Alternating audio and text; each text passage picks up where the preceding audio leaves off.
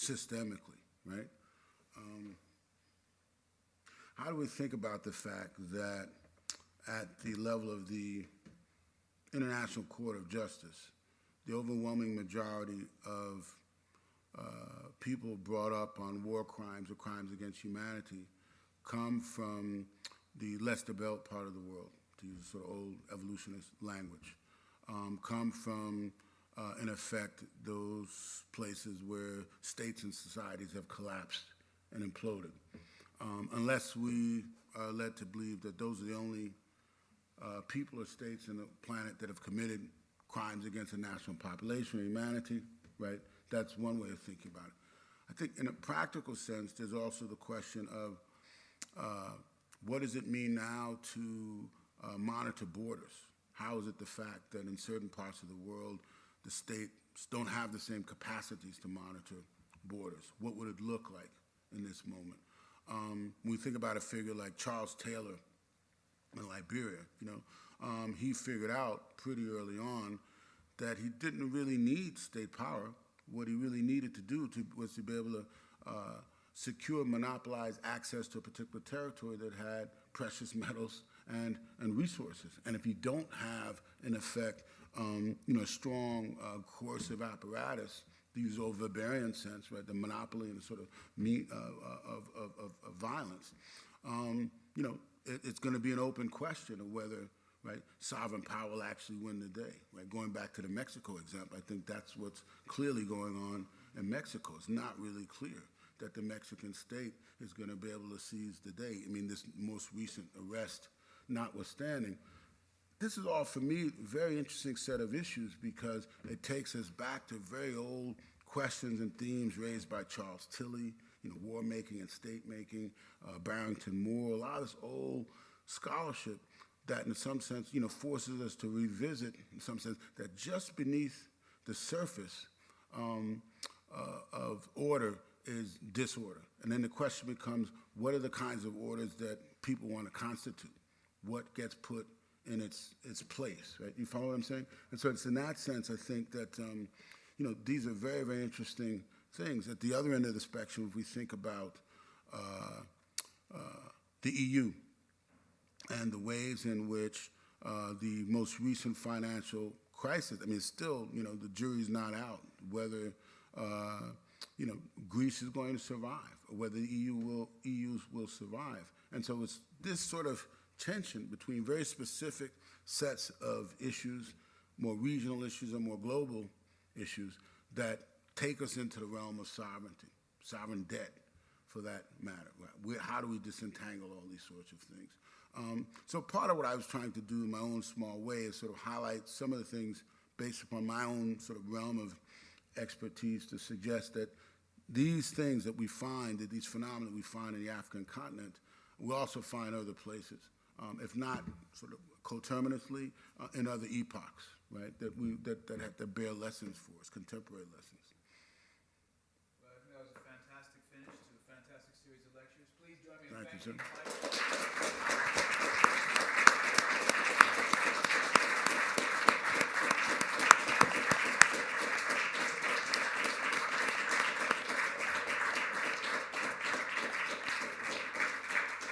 Thank you. Hello. As Abby said, my name is Vincent Brown, and welcome to the third in our series of W.E.B. Du Bois lectures by Professor Michael Hanchard, who I have the great pleasure and honor of introducing to you this afternoon. Hanchard is professor of political science at Johns Hopkins University, having joined the department there in 2007 as the inaugural Society of Black Alumni Presidential Professor. Dr. Hanchard is also a founding director and now co-director with Aaron Chung of the Racism, Immigration, and Citizenship Program at the Krieger School of Arts and Sciences at Johns Hopkins. Now, I vividly remember how excited I was when I first met Professor Hanchard at Northwestern University in 2002, mostly because I thought I was meeting Ving Rhames. I wasn't disappointed when I realized my mistake, because the more I thought about it, the more I was convinced that Hanchard did for the political theory of race what Ving Rhames had done for the African-American screen image. He brought a toughness, an uncompromising rigor, and a seriousness about issues of racial politics that had been obscured by 1990s era celebrations of difference and identity. My first encounter with his scholarship was in a 1993 graduate course at Duke University that compared racial politics in Brazil and the United States. We were assigned his Princeton dissertation, which was a revelation. Amidst a flurry of confusion about the peculiar character of color politics in Brazil, peculiar to North Americans, that is, Hanchard's deft adaptation of Gramscian social theory clarified the ways the legacy of slavery played out in Brazil and the challenges that this posed for anti-racist social movements that had tried to borrow organizing techniques from their counterparts in the United States. This work, published by Princeton University Press as Orpheus in Power in 1994, became my own touchstone for thinking about race in a comparative and integrated fashion. This was an absolutely essential text in the wake of the deconstructive turn of the period, after identity politics had been denaturalized and race declared an illusion, but when the signs of descent from slavery still mark people for social deprivation. Hanchard's work remained vital to my thinking through the publication of his edited collection of essays on racial politics in Brazil and his 2006 book, Party Politics, Horizons in Black Political Thought, which helped us all to understand how conflicts over the most informal and elemental dimensions of social life could shape even the most elevated aspects of political history. In numerous essays published over the years, he has continued to set the bar for serious thinking about racial politics in the world of the African diaspora. Now, personally, as someone with a budding interest in cartography, I'm particularly interested in his website, Global Mappings, a political atlas of transnational black politics. Funded initially by a grant from the Ford Foundation, it's an interactive atlas emphasizing the global significance of black mobilization while pointing to networks of ideology and politics. And Global Mapping is exactly the kind of project I hope will be undertaken by students at the Hutchins Center's new History Design Studio. If you've attended his lectures on Tuesday or Wednesday, you will know that previous to his current position, Hanchard was professor of political science and African American studies at Northwestern University, where he also served as the director of the Institute for Diasporic Studies.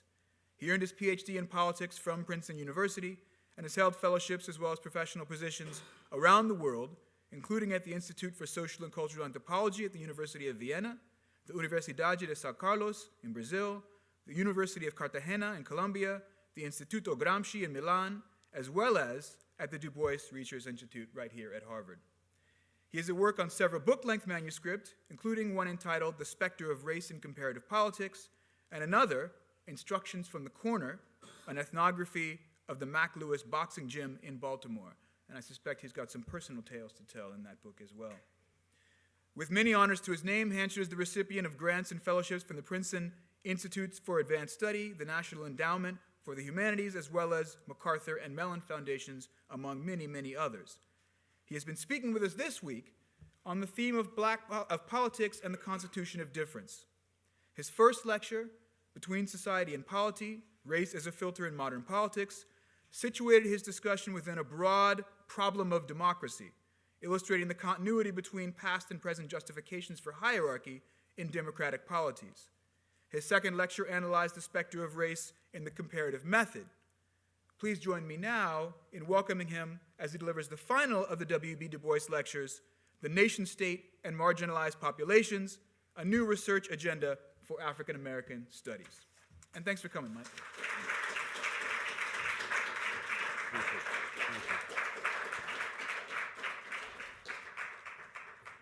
Good afternoon. I want to first thank Vincent for such a wonderful introduction. Also thank those of you who have suffered through the first two lectures. Do my best in the third. Also to acknowledge some people who've been very supportive and important in my life here. My wife, Zita Nunes, my daughter, Jenna Hanchard, my graduate student, Nura Lori, Timothy Skaggs, Carol Baker, Pratap Mehta. Is Pratap still here? Pratap Mehta here as well, old friend from graduate school, so I'm very happy to see those of you here in the audience as well. First, I'd like to thank those of you who sat through the first two lectures, and I hope that by now, at my last talk, the concepts and theoretical propositions I introduced during the first lecture have helped guide rather than distract you from my explication of race, politics, and the constitution of difference. For those of you who have not been here, let me give you a brief review of what you have missed.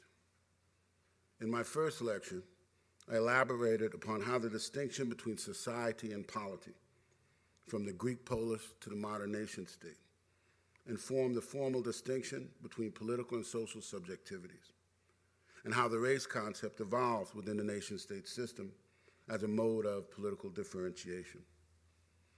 In my second lecture, I outlined the ways in which presumptions of racial origin have served as means to draw conclusions about the capacities of different groups to participate in politics, to create and sustain political institutions. To extend an elegant description by Paul Gilroy about the race concept's role as a shuttle between meaning and social structure, the race concept has also served as a shuttle between meaning and political institutions. I ended yesterday's lecture with my conceptualization of disaggregation, a mode of state and popular reasoning designed to identify othered populations, within the nation state as potential or actual threats to the body politic. And I elaborated through discussion of Martin Delaney what it meant to be excluded from the body politic for African descendant subjects. My objective in this third and final lecture is twofold: to illustrate the recurring presence of disaggregating projects in the contemporary world and nation-state system, and to contextualize my examples of how notions of difference, whether clothed in the language of race, culture, or civilization, continue to inform the politics of many nation-states. The political constitution of difference continues to work through the exercise of formal politics, as well as in popular responses to economic and political crises. Most of this lecture is devoted to outlining how these associations still have their allure in contemporary politics. Given the continued allure of these associations in contemporary politics, their ability to inform how people think about the nation states and societies they inhabit, I will conclude with suggestions about how Africana, African American, and African studies and scholarship might continue to contribute to the unmasking of these associations by furthering a research agenda that is attuned to contemporary forms of globalization. Contemporary globalization may not or may signal the end of the nation state as we know it. More on this in my conclusion. But it might provide an opportunity for revitalization of the normative impulses of the best versions of Pan-Africanism, Black internationalism, and humanism. I'd like to begin with the traces of disaggregating reason in scholarship by focusing on one of Harvard's own, Samuel Huntington, a renowned political scientist and a student of comparative politics, who wrote several important works for my discipline and subfield of political science and comparative politics, respectively. Much of his work was required reading when I was at graduate school in political science at Princeton. Near the end of his life and career, he became preoccupied with the culture concept and its implications for political order, the so-called clash of civilizations, we're all familiar with this term, and the dangers of multiculturalism in the late 20th century United States. Samuel Huntington's later work resonates with anxieties about the prospect of political instability in societies with diverse, plural populations. And for those of you who were here yesterday, I introduced the historian Edward Augustus Freeman and talked about his anxieties about what he considered the tension between race and polity, so I call this Samuel Huntington's Freeman Redux, The Clash of Civilizations and Races. Right? And he writes, the simulation successes of the past are unlikely to be duplicated with the contemporary flood of immigrants from Latin America. This reality poses a fundamental question. Will the United States remain a country with a single national language and a core Anglo-Protestant culture?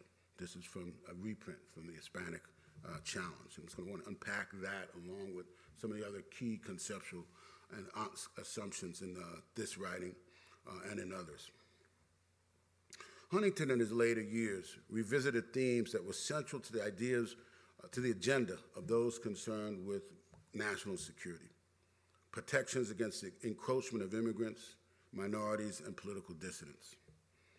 If there's one preoccupation across Huntington's writings, whether analyzing the former Soviet Union or authoritarian Brazil, it is a concern with order and management in society and polity, the conditions under which governments and political leaders manage change or maintain a status quo. I'd like to spend some time here focusing on some core concepts in two of these works, which bear more than traces of 19th century thinkers like Edward Augustus Freeman. According to Huntington, one of the key threats to political order in nation states is the presence of diverse populations in a single polity, and the threats of cultural pluralism upon political order. Unlike Freeman, Huntington does not use the word or concept of race. Instead, culture and civilization serve as the indices of difference. If you can call my introduction of Charles Merriam's term, the indices of difference, considered irreducible, which threaten to transform stable, homogeneous societies into cauldrons of chaos and entropy. Among his prognostications about the future of the world order and global politics, Huntington proclaimed in 1993, 3 years after the fall of the Soviet Union, that countries with large numbers of peoples of different civilizations will have the greatest likelihood of dismemberment. However, not even homogeneous societies can avoid the possible fate of dismemberment if those societies are divided over whether their society belongs to one civilization or another. If they are divided over whether their society belongs to one civilization or another. Such divided societies, Huntington refers to as, quote, torn countries, torn countries. His examples include Mexico, Turkey, which in his eyes is the worst offender, and the aforementioned Russia, and Russia is often used interchangeably with the Soviet Union. Now, there are many erroneous assumptions which were not dismissed on solely historical grounds, warrant further examination and unpacking here. Let's begin with his use of the term civilization, which would appear roughly to mean societies that have influenced, whether directly or indirectly, the formation of norms, values, and societies remote in time and place. Huntington understands civilizations as internally coherent and culturally homogeneous entities. But this view is contradicted by evidence of Romans and Greeks, as well as British, Akan, and Han civilizations, which at different times in their respective histories drew from multiple intellectual and cultural traditions, whether by conquest or proximity, and incorporated them into their own institutional and cultural practices. Second, the majority of nation states and regions in the world, and this we went over in lecture 2, reveal multiple civilizational origins.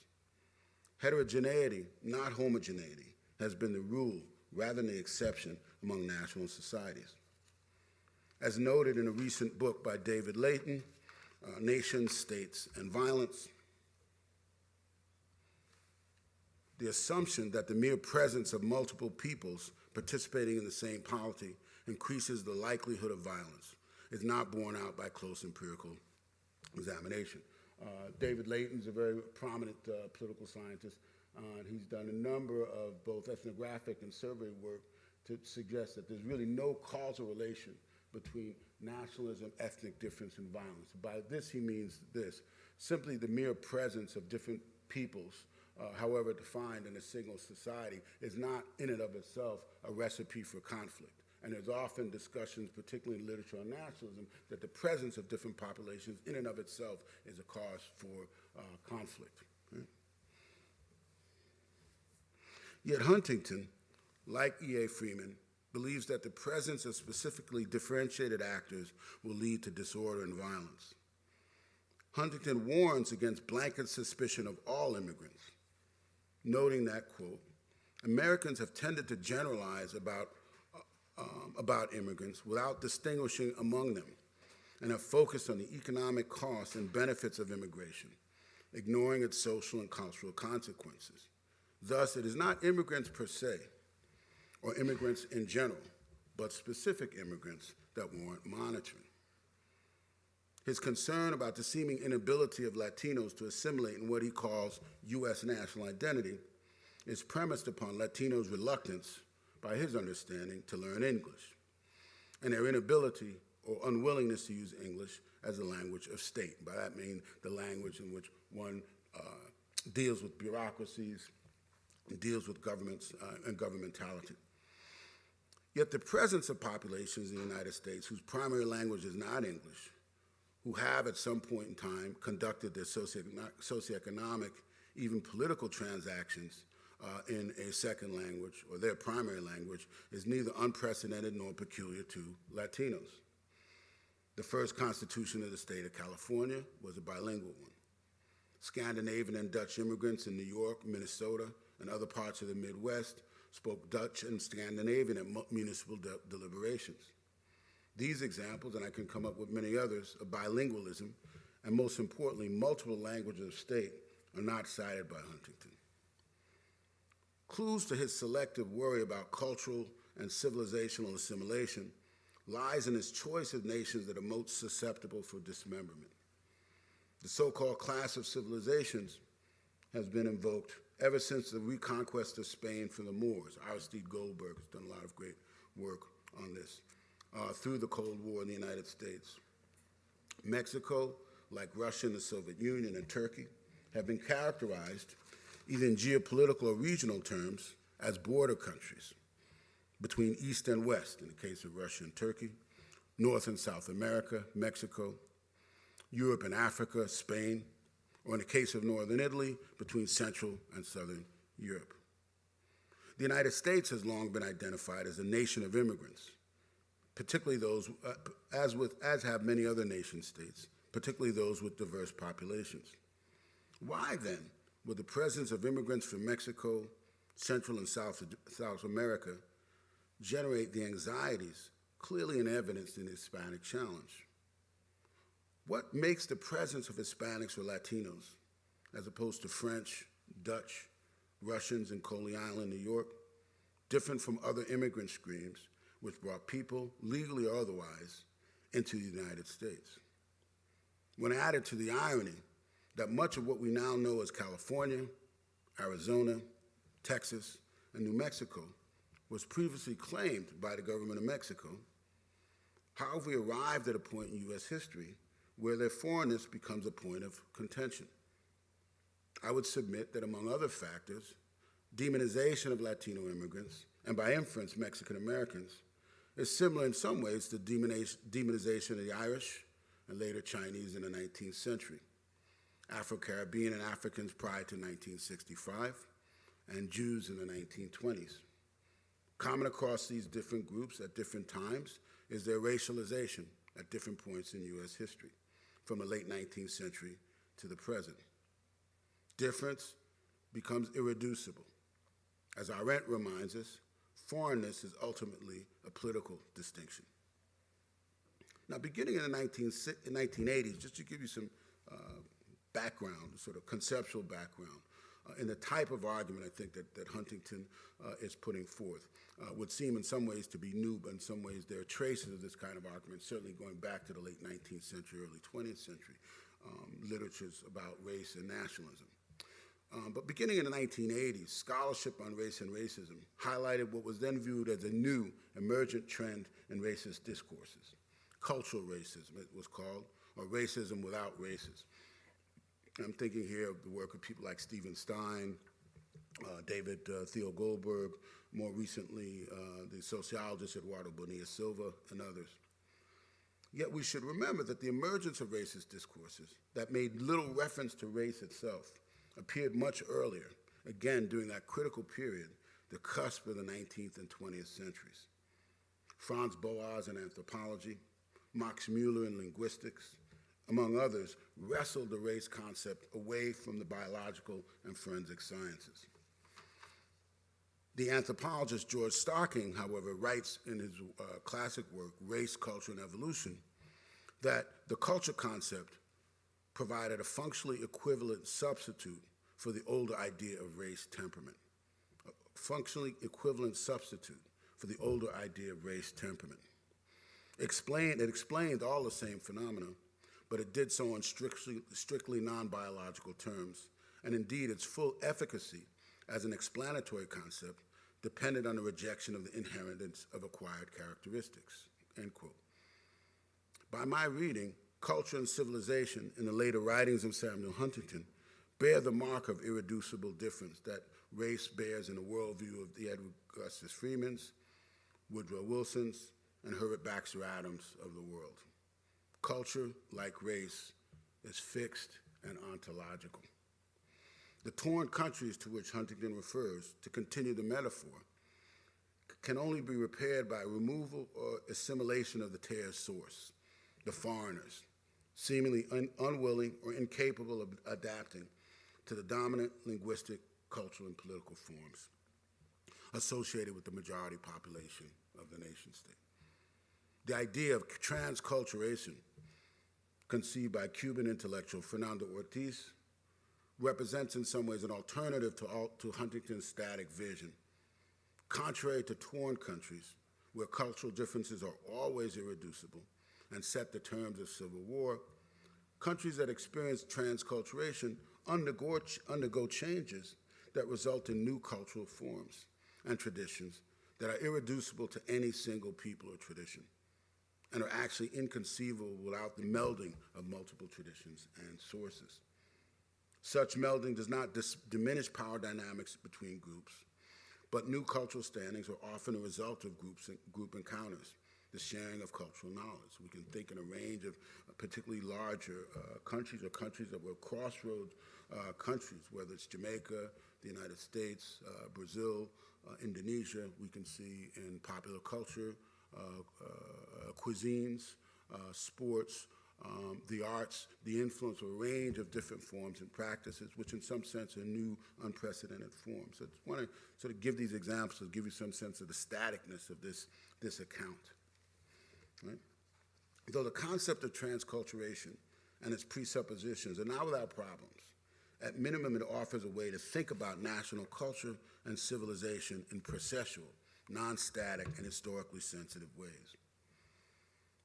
Now Freeman, and like Freeman, Huntington deploys the logic of disaggregation to identify specific populations, not randomly chosen, as threats to the integrity of the body politic, those bearers of instability, entropy, and chaos in politics.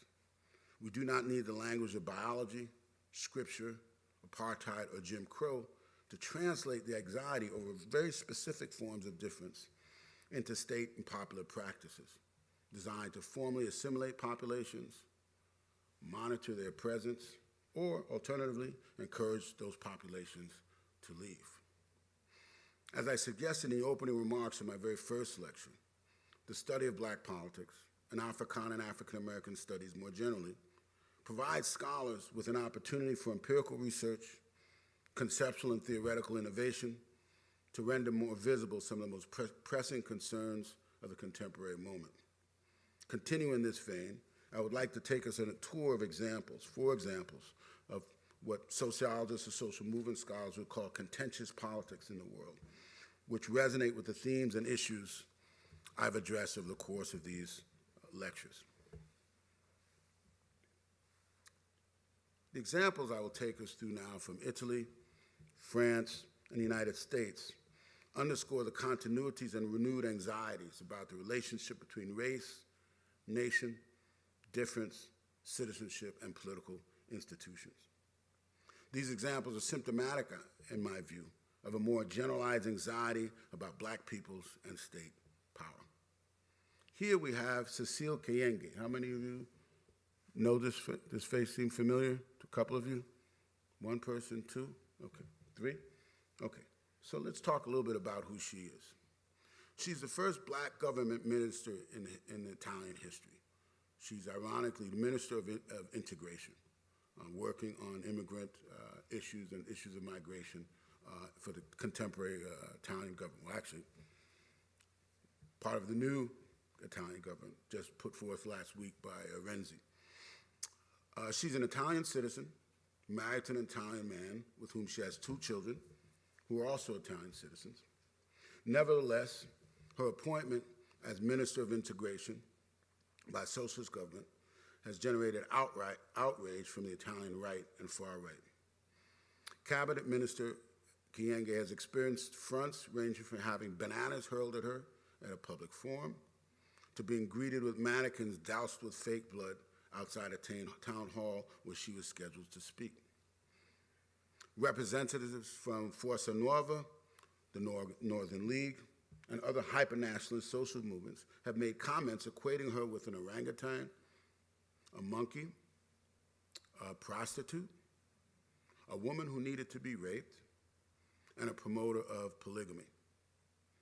Current and former elected officials have declared that her presence and encouragement of multinational integration in Italy will create tribalism in Italian society and politics. Now, I find a certain irony in these claims, some combination of irony, historical amnesia, and hysteria. Kyenge, the first black minister of state in Italian history, how could she, on her own, in spite of her commitment to the Italian nation state, precipitate the decline of a coherent Italian civilization and the Italian nation state along with it? This in a country with over 61 national governments since World War II, with only one of those governments fulfilling its 5-year term under parliamentary law, a historical divide between North and South with clearly racist overtones. So one of the sort of common colloquialisms you'll hear, particularly in Northern Italy, Africa starts at Rome, right? The chaos starts at Rome, right? Southerners are lazy, right? And threats of secession in Lombardy by the Northern League. So I'm just trying to give an impression of the very stable, organized, and coherent Italian political culture, contemporary moment. And this is what Kyenge is upending. Yeah? Okay, now we're going to move to Christiane Taubira, France's first black justice minister. And this is one of many images that have depicted her as a monkey. On the front, and this is from the front page of a far-right magazine, clipped and what they call photoshopped. Subsequent depictions online made even more explicit comparisons. Here, placing Taubira's photos alongside the photo of presumably a female monkey with a bow tied to a few wisps of her head. Now, think about this in relation to this, closer to home. Okay? Remember this from the New Yorker? Right? Michelle Obama as Kathleen Cleaver or Sada Shakur, right? And Barack Hussein Obama, right? So we can see that Michelle and Barack Obama are not alone in the caricature of black subjects in positions of formal state power. The analogies and associations of black female bodies in this case with wanton sexuality and infidelity, chaos and crime, genetic imperfection is not new. Stereotyping and caricature is by definition, regardless who's the object of stereotyping and caricature, exaggerated, incomplete, and willfully misleading. What is unique, though perhaps not new in these cases, in the linking of black female subjects to the decline of Western nation states, civilizations, and politics. Anxiety is expressed in visual form over black collective popular sovereignty and freedom from white racial rule is not unique to this particular moment. Reconstruction in the United States, the Haitian Revolution, and African and Caribbean independence movements in the 1960s generated similar concerns. Can these people, black peoples, be trusted with state power? Can they efficiently and competently exercise sovereignty? Will the body politic collapse with the infusion of foreigners? Well, we have the embodiment of this in this magazine cover. There are, unfortunately, many other examples of macro and micro political expressions of racial discrimination, combined with xenophobia in disparate places ranging from China, Israel, to the Ukraine. Disaggregation, the decomposition of national populations into seemingly discrete components, occurs in all of these societies and become attenuated in times of social, political, and economic crisis. These are not primordial sentiments, but in the minds of political actors utilizing these beliefs as organizing principles, opportunities for political organization and mobilization. So in other words, racism and xenophobia provide opportunities for politics. This kind of goes back to some of the earlier points I raised in lecture one. We should not conclude that the tensions and exclusionary practices visited upon racialized marginal subjects is somehow, however, peculiar to the West. Much of what we associated with the post-colonial world has its own examples of disaggregation.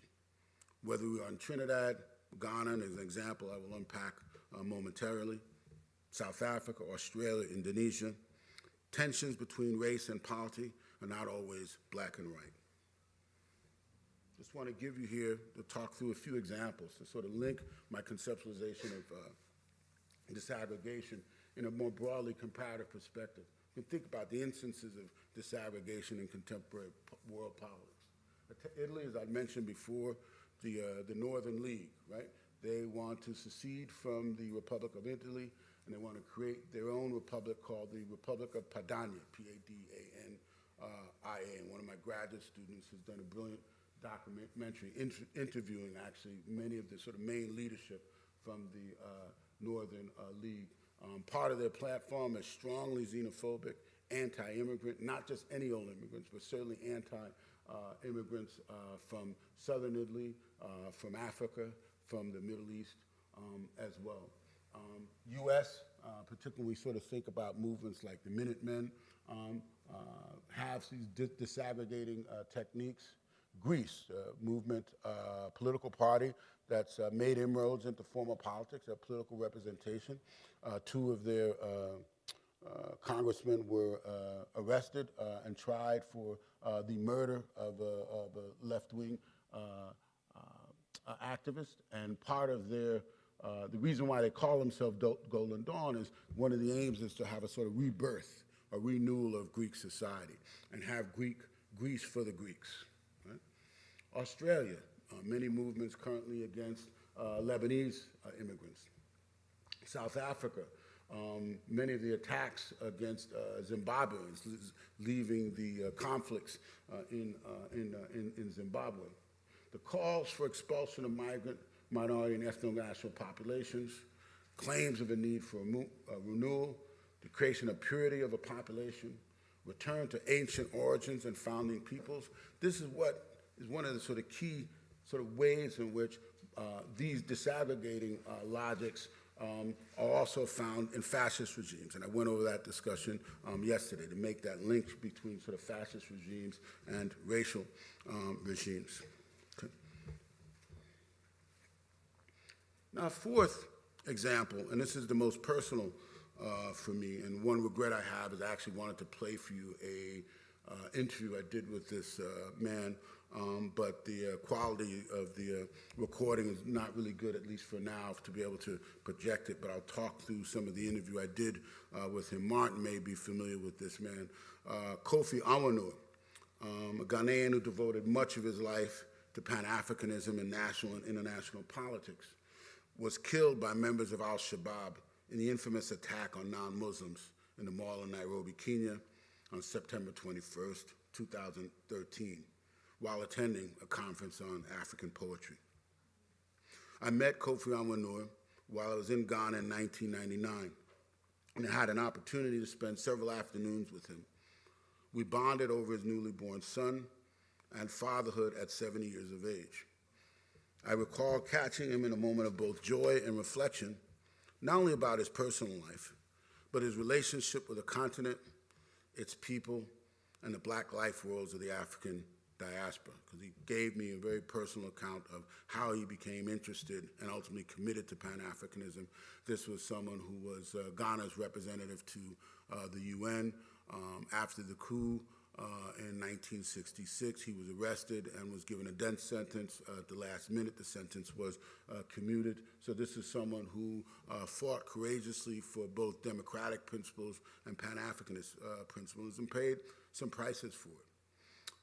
Two phenomena that ignited his interest and formidable insight was the reparations movement, the premise that the West should pay for the material and human consequences of the Middle Passage. From my recollection, Awanua did not believe that there could be an actual price tag on the amount of loss, the emotional, spiritual, economic, and material loss sustained by Africa and its peoples. Yet reparations could enable governments and societies to develop projects principally committed to the literacy, public, mental, and spiritual health of African peoples, necessary under any circumstances if the continent was ever to move beyond the discourses and realities of underdevelopment. From a multi-ethnic and multilingual family, Awanua was a cosmopolitan in the best sense of the term. He was someone with spiritual and political depth, very involved in the revival of autochthonous religious practices in Ghana and Africa as a whole.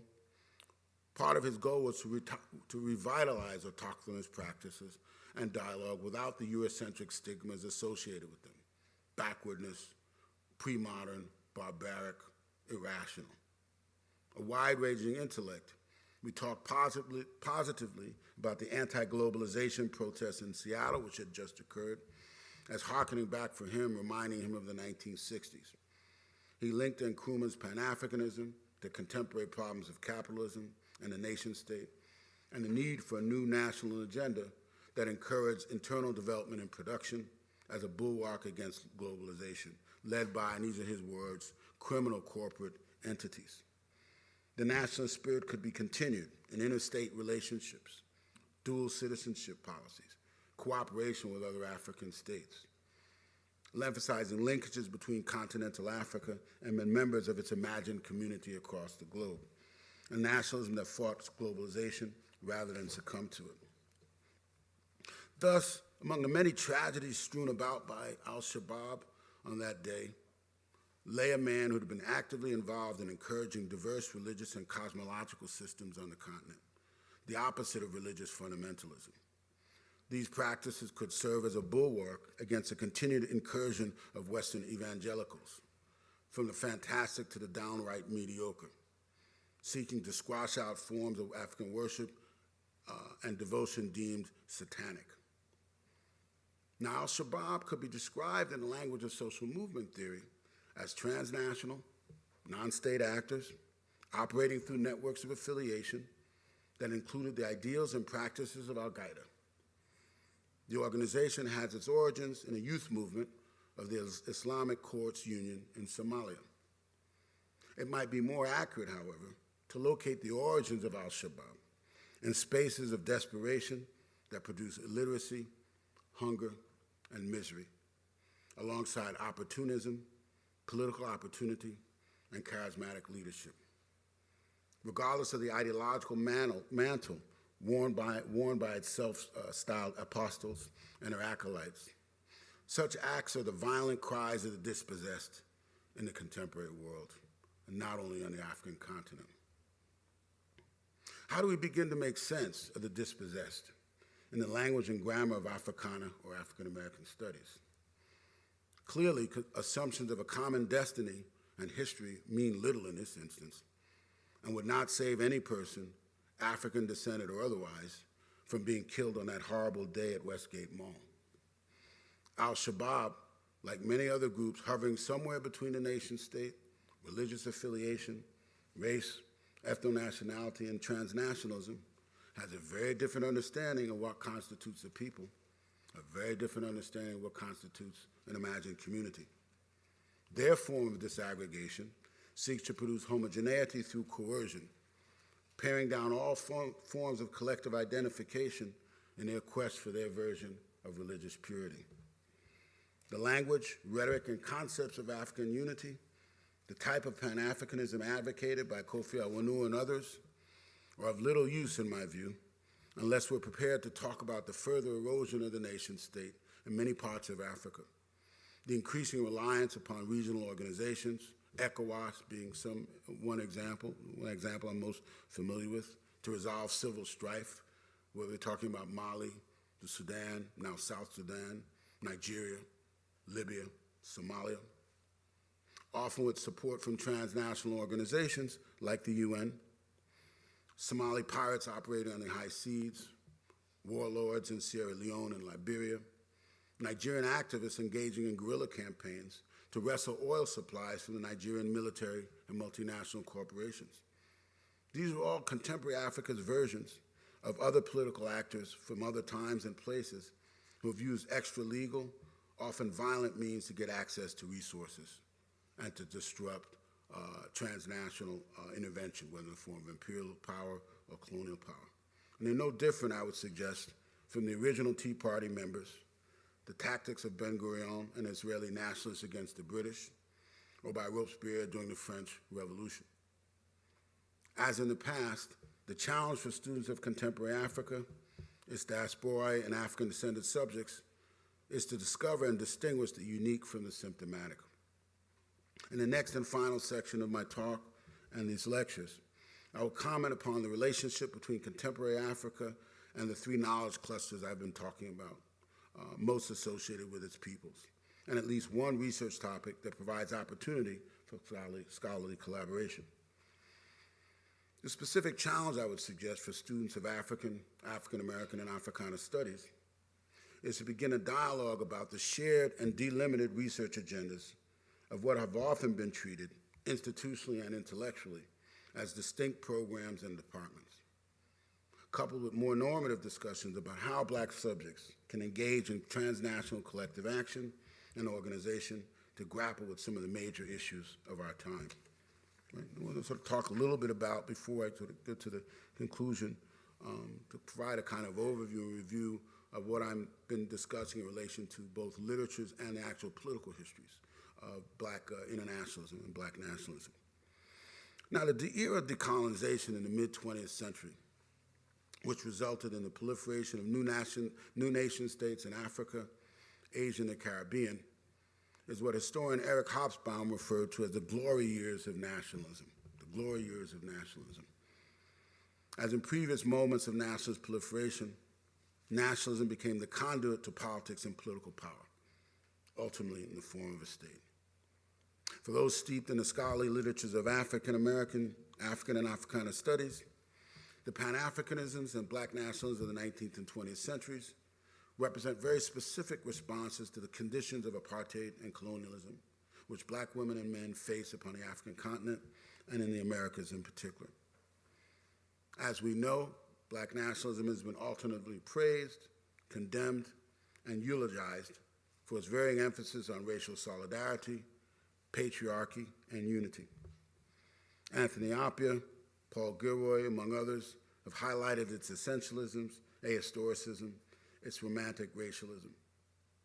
It's important to remember, however, as Appiah and Gilroy themselves point out, that the underlying assumptions of race and state unity in various Black nationalisms are symptomatic of a wider set of assumptions inherent in nationalism, and more systemically, the conjuncture of nation and state. For certain Afro-modern political actors, state power and sovereignty seem the best response to their specific collective conditions of statelessness. Nationalism provided both a grammar and language to make claims for sovereignty. A unified race, cohering under one state and territory, could provide security and prosperity that a dispersed population without state sovereignty could not. States supposedly functioned best when they were constituted and inhabited by a single people. Black nationalism and Pan-Africanism in this regard suffered from the same problems of definition as other nationalist movements.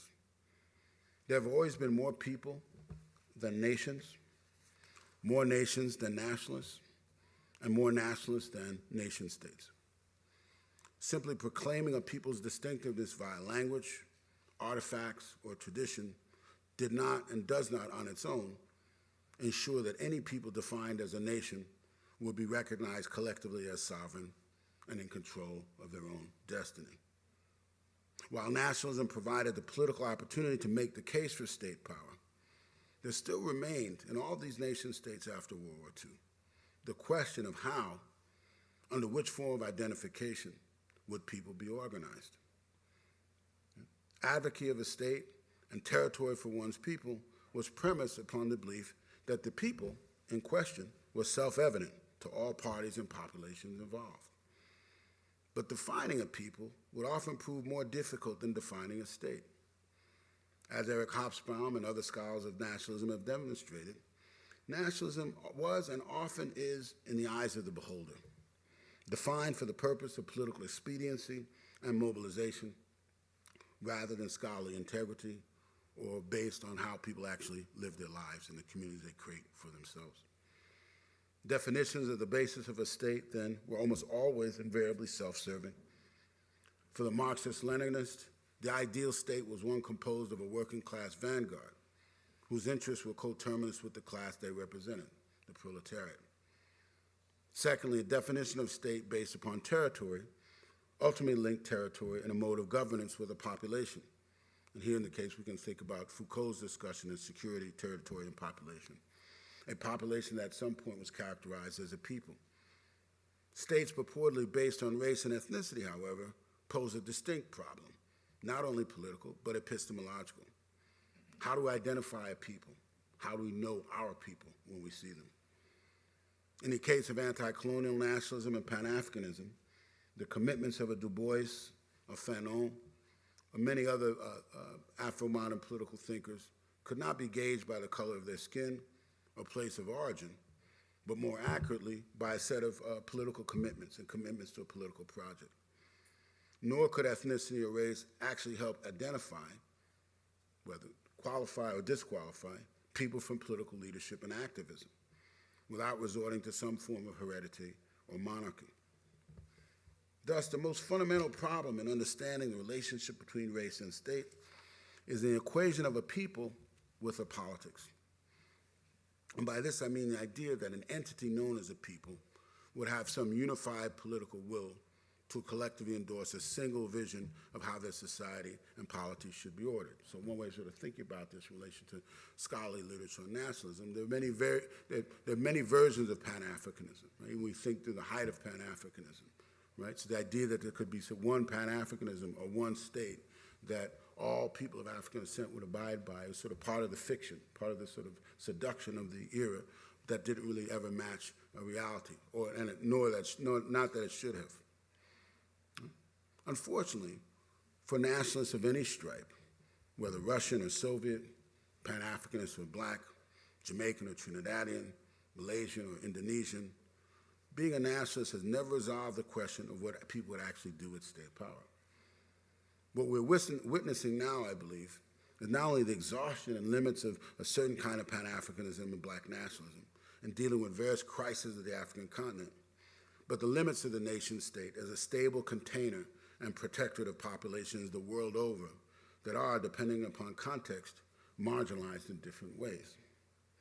The crises we're witnessing now upon the continent should make us revisit some old questions, not only about Africa, but about the nation-state system itself. To whom do I owe my allegiance? If my state won't protect me, providing the preconditions for enabling me to live a relatively peaceful, productive life, who will? As Basil Davidson, Hannah Arendt, among others have pointed out, such questions have been with us since the end of World War I. In terms of Africa specifically, nation-state boundaries do not match the boundaries that actually distinguish one community people from another. Thus, the nation-state malaise of the African continent is also the malaise of China, Syria, Bulgaria, Russia, Italy, and now the Ukraine. However stark and disjointed, the antinomies of race, state, nation, population, community in the contemporary world offers research opportunities, especially for social scientists. As a friend of mine, the sociologist Antonio Sergio Guimarães says in Brazil, we always have the opportunity as social scientists to study unpleasant things. Yeah? There could be more honest dialogue across these formations about the strengths and weaknesses of common research agendas, driven by common themes and questions, rather than presumptions of common language, origins, or culture. Now, one example of a research topic that could be advanced across the knowledge clusters associated with African, Africana, and African American studies is food. It's a product and process. Food and agriculture are part of the most fundamental and universal aspect of human existence. We must all eat, and in order to live healthful lives, we all must eat intelligently. Food politics is a phenomenon often associated with the responses to globalization of food production, consumption, and taste. The popular protest against the opening of the first McDonald's in Rome, Italy, by the founders of the slow food movement certainly presents a key moment in popular mobilization against the hegemony of large-scale production at the expense of locally sourced, honestly produced agriculture, aquaculture, and ultimately cuisine. The disciplines of African American, African, and Africana studies has stakes in this game as well. Like poor, marginalized people the world over, who have often had limited access to food sources, whether at the point of production, barter, or retail exchange, many cuisines of Black life worlds evolved out of a combination of adaptation and scarcity, excess and cultural memory. Given the centrality of food to human existence, it does not take a rocket scientist or even a political scientist to imagine the entanglements and conflicts involving Black subjects in relation to food. Enslaved Africans who starved themselves rather than provide unfree labor for white masters, the smuggling of pigeon peas or gunga peas onto slave ships, the preparation of products of land and sea considered unfit for human consumption, salted codfish and turnip greens, for example, amplify some of the earliest attempts by slaves and their descendants to make a way out of no way, to create food that would sustain and nourish them under conditions of often extreme deprivation. From tenant farmers, sharecroppers, small landowners to urban apartment dwellers with some access to some tiny plot of unused land, Black subjects, particularly poor Black subjects, in rural and agricultural areas, have long had to navigate the intricacies of food economies under conditions of scarcity and inequality. Access to land and an ability to grow livestock and vegetables often meant some degree of autonomy and assurance of a livelihood, however meager, as well as locally sourced foodstuffs, a buffer against starvation and monoculture. In the 21st century United States, there are food cooperatives evolving in urban areas in response to food deserts, neighborhoods where Pavlovian products are marketed and circulated to induce cravings for salt, fat, sugar, and alcohol, the basis of a diet that could literally get you killed. When combined with the stresses of daily life, such diets have epidemiological effects. In cities like Detroit, Los Angeles, Chicago, New York, and Baltimore, there are communities of people who have banded together to grow, trade, and or purchase more nutritious raw materials and processed foods in the spaces of these cities long abandoned by landlords, large retail stores, even by municipal and federal governments. Now, I'm not trying to paint some rosy picture of people overdosing on fresh kale and apricot juice instead of bags of Cheetos, but of possibilities for collaboration between consumers and producers to improve the quality of food, produce and access for Blacks and Browns who are disproportionately affected by food crises of various sorts. It could be food shortages, food deserts, and the like. Across the Americas, and anyone been in Black neighborhoods across the Americas, we find examples ranging from Ital food of the Rastafarians to the diet of the adherents of the Nation of Islam, exemplifying, in one sense, collective desires of people to educate and feed themselves in healthful ways. From here, one can imagine collaborations between food producers and projects of various sorts, designed to provide greater knowledge and access for working people, not just the folks, self-included, who shop at places like Whole Foods and Trader Joe's. Food politics, in other words, is a potential and actual site for Black politics. One of the most significant conversations about contemporary Africa involving individual actors, multinational corporations, and NGOs from Asia, Europe, North and South America is Africa's long-awaited Green Revolution. Individual actors associated with transnational institutions, such as World Aid founder Bob Geldof, former Nigerian President and General Olusegun Obasanjo, Kofi Annan, and others, have launched an initiative designed to promote a green revolution that would make African agricultural production efficient, self-sufficient, and sustainable. Such a coordinated effort will also require more infrastructure, roads and efficient transport, capital, transparent, non-kleptocratic states with increased capacities. Kleptocratic states is a term I learned from one Martin Kilson. And targeted policies to ensure that those who need aid and assistance most have access to resources and opportunities, particularly smallholder farmers, especially women. The new vice president for Slow Food International, Eddie Mukibi from Uganda, has declared that his organizational aim is to, quote, develop a network of young African leaders who are able to take agricultural policies into their own hands and to achieve food sovereignty throughout the African continent. As an object of study, food and agriculture provide opportunities for scholars to undertake thematically and question-driven scholarship, rather than respond to the dictates of either a single discipline or some hodgepodge form of interdisciplinarity. The singularity of the scholarship of people like W.E. Du Bois, who these lectures are named after, C.L.R. James, Toni Morrison, or Carol Boyce Davies, is in their capacity to pose questions that other scholars, particularly those in more established disciplines and positions of institutional power, did not and do not.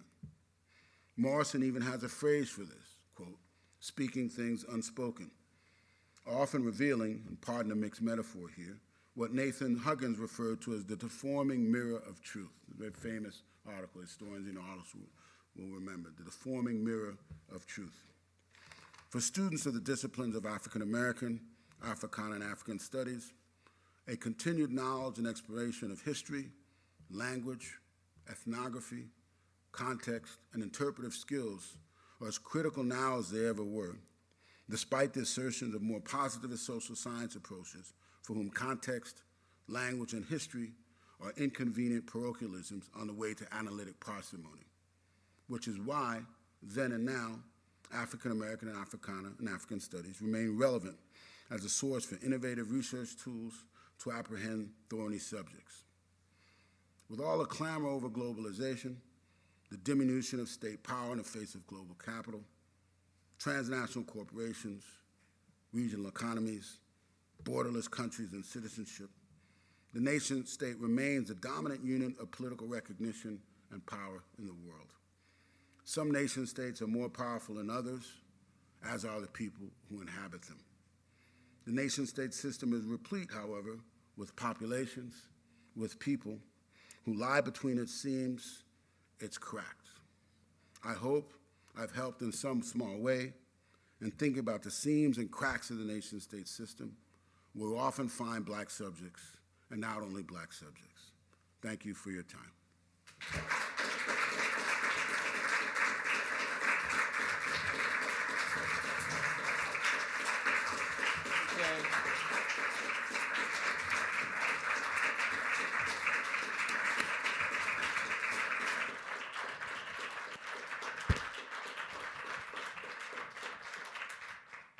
Thanks, Mike. That was fantastic. A fantastic finish. I'm glad you were able to take us home. We have about 15, 20 minutes for questions.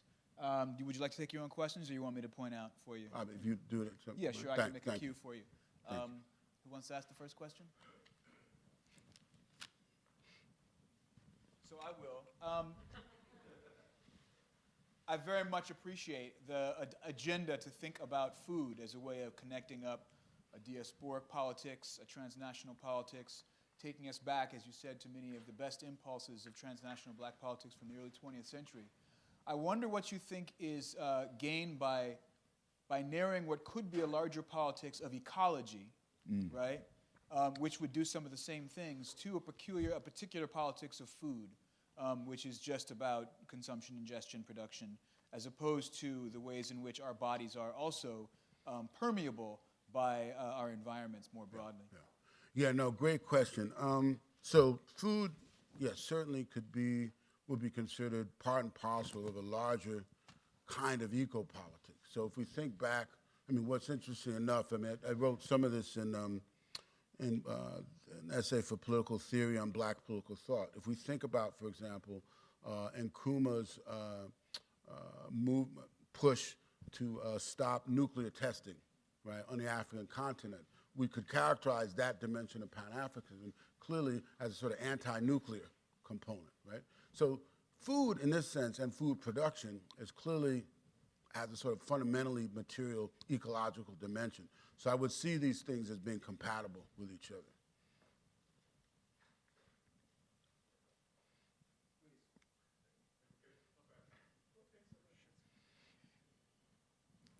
Thanks a lot. This is really, really fantastic, and I'm glad to have gone through 3 lectures, really. Feel a lot of gaps in my brain. Something that really appealed to me yesterday was related to the role of the public intellectual, or the intellectual for that matter, to try to come up with theories that would somehow justify decisions that govern the big picture empires. Friedman was one of them. I mean, he comes in the midst of the scramble for Africa. You know, the excuses that people from the dark continents have less ability to self-govern than everybody else. And today you come with Huntington also about the immigration issues. So would you give us some feedback, since there are a lot of intellectuals around here, about the role of the intellectual in trying to come up with some balance of opinions to try to not to get the country into some scramble to go out there and conquer the whole world. Yeah. I guess I had the fortune and misfortune, I guess, in participating in some of the debates in the 1990s now about black public intellectuals. And my short answer would be, in some sense, that being a public intellectual is both overrated and underrated. By that, I mean that part of what I wrote a small article for The Nation, but then a larger chapter in my book, Party Politics. I think, we have to think about intellectual life in broader ways. And so my early training as a Gramscian meant that we have to think about intellectual life not just in sort of formal academic settings or formal policy or state-based settings, but in many other areas of life and politics. But I think to be a public intellectual, or intellectual of any sort, but particularly a public intellectual, only really matters in a place where ideas really matter, and in a place where ideas ultimately you could get killed for, right? And I don't mean to sound overly dramatic about this, but you think about a place like Mexico now, right? When you think about, the ways in which the journalistic population has just been decimated, right, for people who speak truth to power. And many of the sort of narco-traficantes, at least by my view, some of the most profoundly anti-political people we've ever witnessed, right? And so in Latin America has a very different tradition about the role of a public intellectual, writing for newspapers. Much of what we find now, at least in the U.S., is filled with a lot of ideologues and hacks who aren't really interested in actual sustained dialogue, but simply to further a position, right? Being an intellectual in that sense, I think, requires the possibility that one might be wrong, that one has to show some generosity, but being an intellectual doesn't necessarily mean that you're always on the right side of things, right? So I think there can be a danger sometimes in valorizing the public intellectual, and that was one of the things I wrote about, so one of the dangers I wanted to forewarn people about. Hi, I don't know if this is working. My name is Portia Eden, and just first and foremost, when you were speaking, everything was stellar, and I tend to be very animated, and I gesticulate, so certain points that you were making, I felt like I was in church, and I was like, praise God, and I was like, yes. Oh, so that's why you were doing this. I was trying to figure out why. Right, so when you were speaking, I saw you looking at me like, why is this girl raising her hand? Because that's what I do in church, right? When the pastor says something, I'm like, amen. But anyways, so going back to so I went to Wellesley College. I'm an alum, 2010, and I identify as a womanist and feminist, and I combine those politics. So your slide, when you were talking about on the New Yorker, where you had Obama and Michelle fist pumping, and then also about the Minister of Immigration in Italy, when you said she was, bananas were thrown at her, and, you know, just being a black woman and just being having a public face and like respectability politics, all of that stuff around that resonated with me. And I guess for me, I just wanted to ask you your opinion. When I said I went to Wellesley, I say that for a reason, because I used to highly identify with Michelle Obama, right?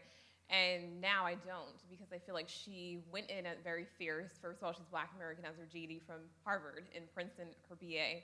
She went in very fierce, and I feel like now they toned her down. Now she's like appealing to white women. She's on housekeeping magazines.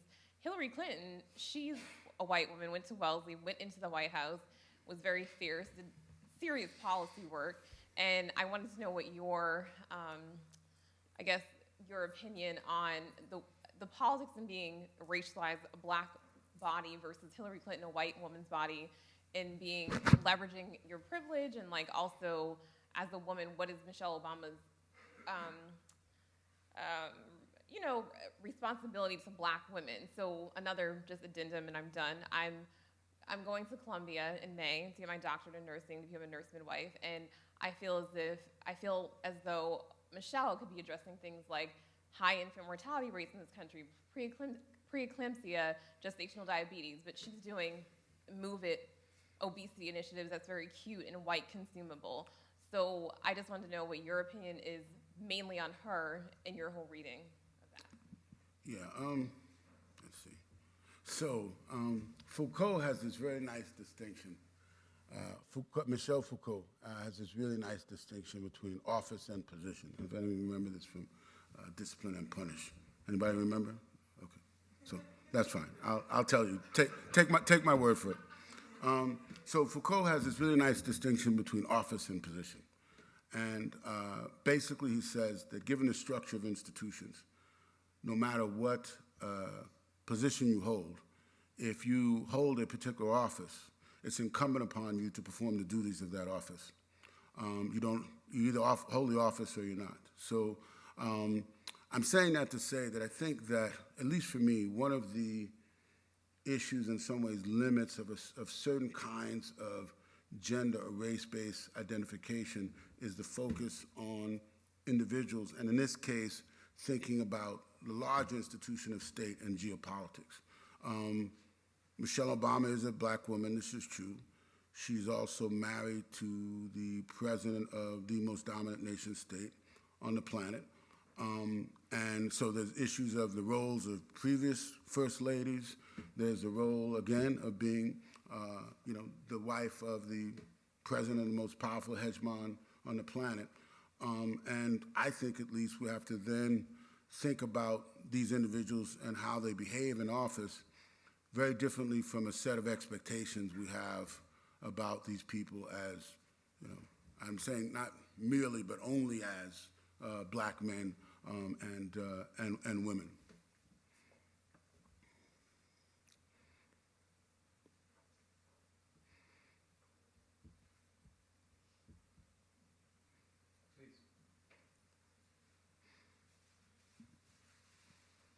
I just want to say thank you very much. They were all wonderful and very interesting. There we go. I'm going to look at you. Thank you. I had a question, about your position on African American studies, African studies, Africana studies as being maybe the disciplinary boundaries of those and the kind of faculty boundaries of those being problematic.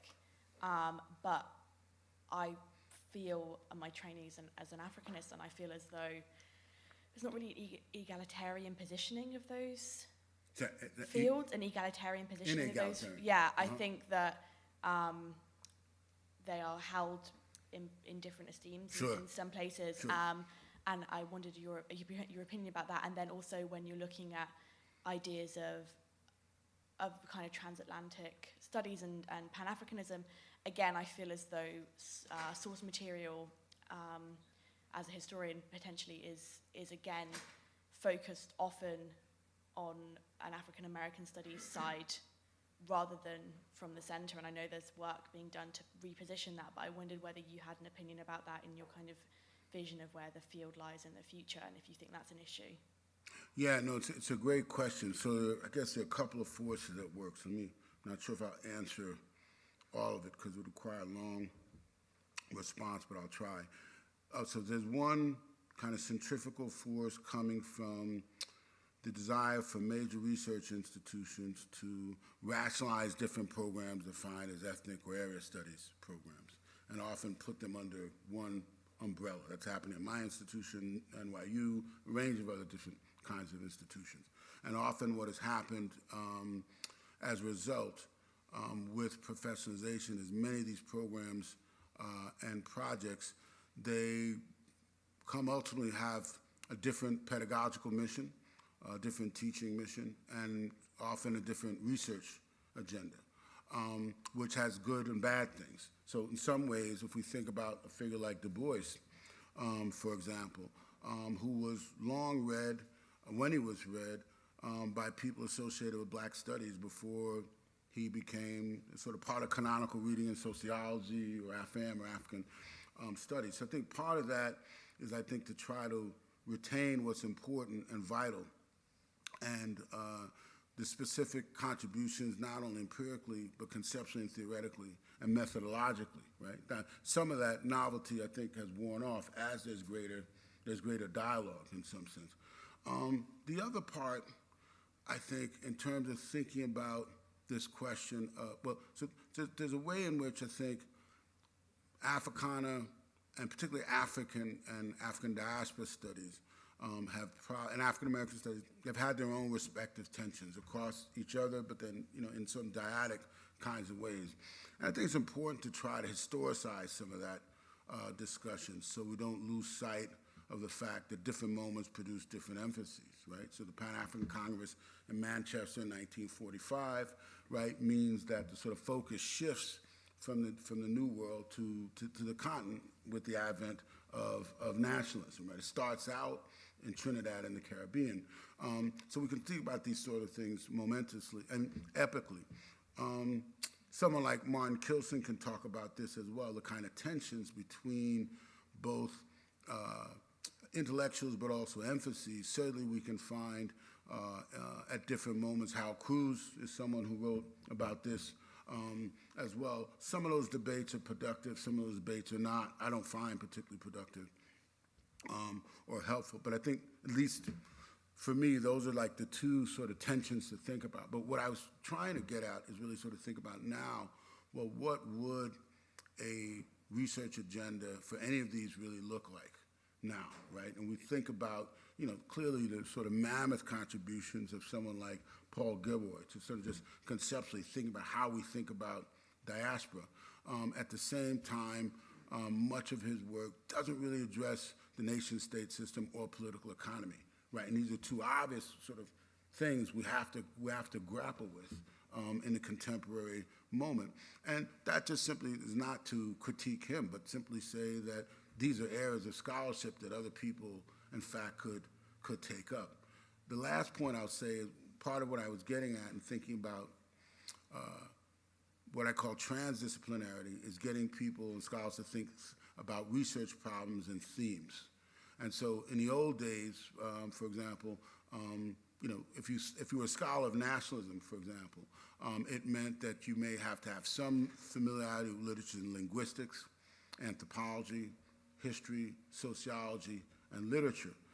It didn't matter in some sense what your own disciplinary positioning was, but in some ways, some of the most insightful and particularly primary work was done in disciplines outside your own. So it's in that sense, I think that strain or that tradition could be kept alive, in effect, in any of these areas, because part of it's sort of a kind of sociology of knowledge, right? Is African American studies area studies? Is African studies area studies, right? Or is it population studies? Is it ethnic studies? Right? How do we sort of think about these things in this moment? I think we have time for one more question. Martha in the back.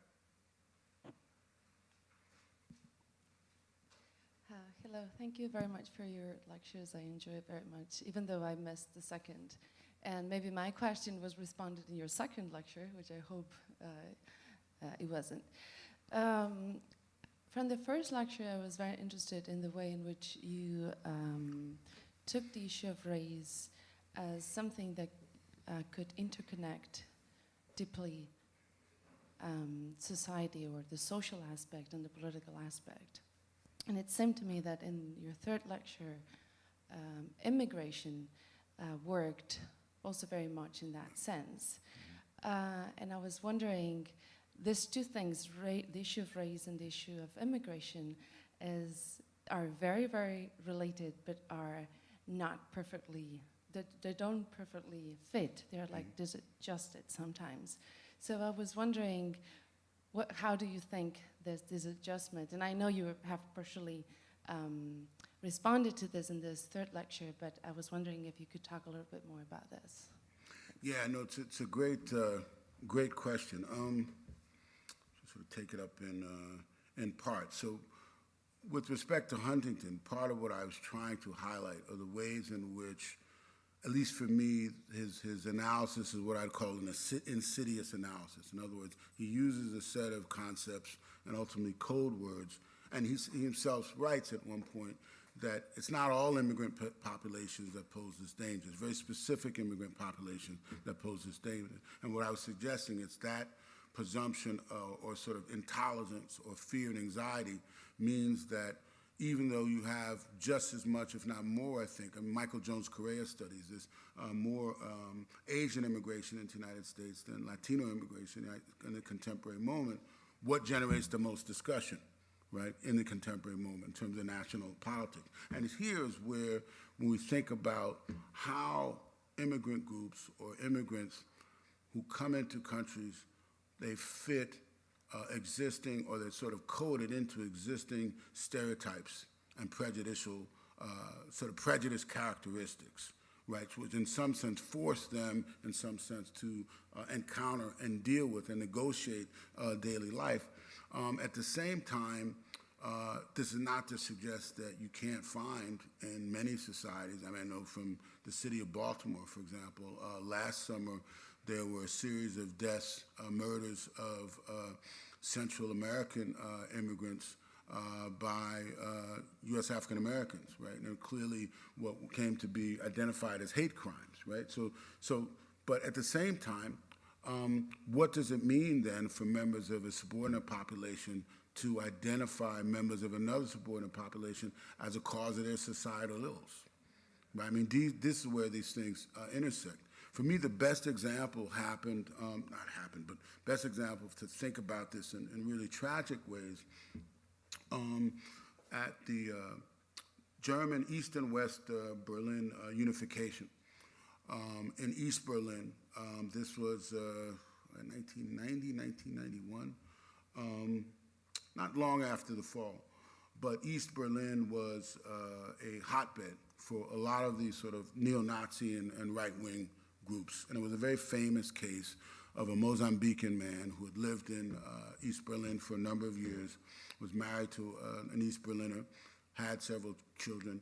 He was set upon by a group of neo-Nazi thugs. They beat him to within an inch of his life. He died a few days later. He was finally rounded up. They were finally rounded up by the police, and the police interviewed them, but also went to look up their records and histories. One of the detectives asked these four men, why did you do this to this man? He didn't do anything to you. What was it? Well, it's people like him who are taking our jobs. And he said, none of you have worked for 4 years. None of you looked for a job for 4 years, right? But my point was, from the first lectures, what are the chains of associations, right, which get strung together, to use the language from Ernesto Laclau, get sutured together, right, to associate certain people, certain bodies with deprivation. In other words, their presence somehow deprives me of something, right? And what I'm trying to get is a kind of underlying logic, right, that sort of ties these incidents to Trayvon Martin, for that matter, right? What are the chain of associations that work? No, you can. I can take one more. Yeah, it's fine.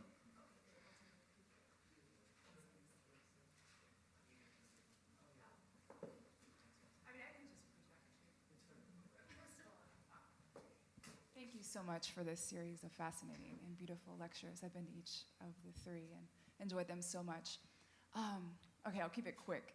It raises so many issues, this last lecture and then all of them taken together. But one association I was having when you were talking in this one was when you were talking about the disaggregation of the population phenomenon and how it seems to be sort of compelling or animating all of these, neo-fascistic anxieties, these anti-immigration movements and things like that. I was also thinking, in a way, maybe you could just reassociate a little bit on how explicitly you might tie this to larger geopolitical transformations that are really, I would say, pretty dramatically visible in Africa. So after the decline of the Cold War and militarization of African states, there's been a dramatic transformation in statecraft and sovereign power. And so one trend that's remarked upon in the literature a lot is the disaggregation of sovereign power. Yes, And the yes. lateralization of sovereign power. Yes, And that entails all sorts of anxieties, right? And Sure. then it's sort of outsourced to NGOs, churches, private transnational corporations who have taken over formerly nationalized state industry and stuff like that. So I don't know if this is just a sort of passing discursive resemblance or if you see it as part of a larger problem for the sociology of knowledge. And nation-state and political Yeah, I mean, yeah, it's an interesting question. So geopolitically, we think about the nations.